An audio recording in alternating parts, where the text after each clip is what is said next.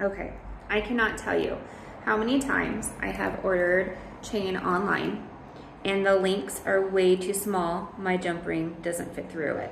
What do? Well, you make your own jump rings. And when you get really good at it, it will save you a lot of money on jump rings. So you can buy sterling silver 14 karat gold filled wire. You can get it in many different gauges. When I first started out, I was ordering jump rings in a 22 gauge, and they are great, easy to work with. They weld nicely, fit through most chains, but it never fails. You will order a chain too small.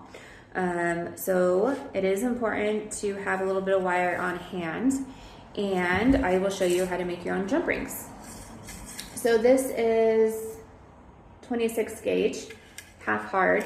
I did order it from Rio. I do have a local jewelry store in town, and they sell sterling silver wire and gold filled, and I will buy it from them most of the time. If I can shop local, I absolutely will before I shop online.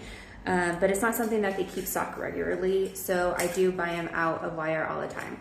So I ordered this batch from Rio Grande. They are a jewelry wholesaler. You do have to have a license in order to purchase with them, a seller license, which if you're selling permanent jewelry, depending on the state you're in, you should have a seller's license. Okay, so I have these pliers. They're round nose pliers. And all I'm going to do is I'm going to wrap the wire around the pliers, and it makes kind of like a spring, if you can see that. All right, and then I'm just going to cut. Now you want to make sure when you cut, you are cutting on the flat end of your cutters, because you want the ends of your jump ring to be flat so they touch flatly together when you go to weld. If you cut them on the wrong side, they will have a little, like a curb in them, and then your jump ring won't touch flush together. They'll have like a pivot in it. So you want to make sure you're cutting with the flat part of your pliers to get a nice clean cut. So let me just cut those real quick. And there you go, you have your own jump ring. You can make it as big or as small as you want it. I always make a few of these, and I keep them with me on hand, especially out at events, because it never fails. I always get one customer that wants a super dainty chain. And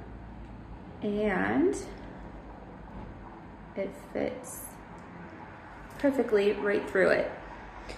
Now, because this is a daintier piece of metal, it's not as thick as a 22 gauge jump ring, I'm going to lower my wattage on my welder. So instead of let's see, I use the Orion. So instead of welding on like a 5, I'm going to bump it down to a 3 or 4. If it's too low and it doesn't feel like it's welding completely, then I'll bump it up a power. Jolt, that's what it is, jolt. Not a well, I don't know. I don't know the proper language. I've been doing permanent jewelry for a while, but I'm not an expert, so we can all learn together. But yeah, you just want to make sure though that if you're using thinner wire, you want to turn down the heat on your welder.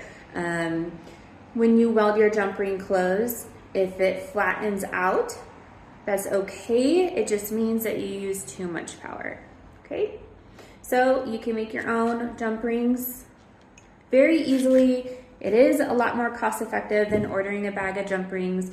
So you can order wire in different gauges, and I usually keep gauges on hand that are 22, 26, and 20, I don't think I do 24.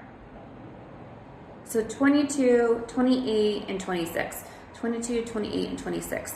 That's what I usually keep on hand, and it does make it helpful. There has been times though where I forgot my wire. I have a dainty chain. I have taken pieces from another chain and welded it in there together. That is very helpful. We also have a really fun tool called the Vanishing Point pliers. I love these bad boys. If you want a link where these are from, let me know and I'll send it to you. These are great if you are doing snake chains or if you're working with chains that are really, really tiny and delicate. What you would do is you put the chain in let's say it's cut. You put the chain in just like this. These are grounded, so they connect straight to your welder. So you unplug your grounding pliers and you plug these in, and you would just weld the chain closed to each other. So there'd be no jump ring. So that is another way of doing it. It is easier though, just to keep the jump rings on hand. Then you don't have to worry about these dainty little chains anymore. And they look really pretty on too. They do hold up pretty well. I've had this on probably for 4 months now and it hasn't even broke. So if you are welding your rings closed properly and you are not super rough on your jewelry, they will hold up very well. Like always, if you have any other questions or you want me to go more in detail, just send me a message. I'm happy to help you guys.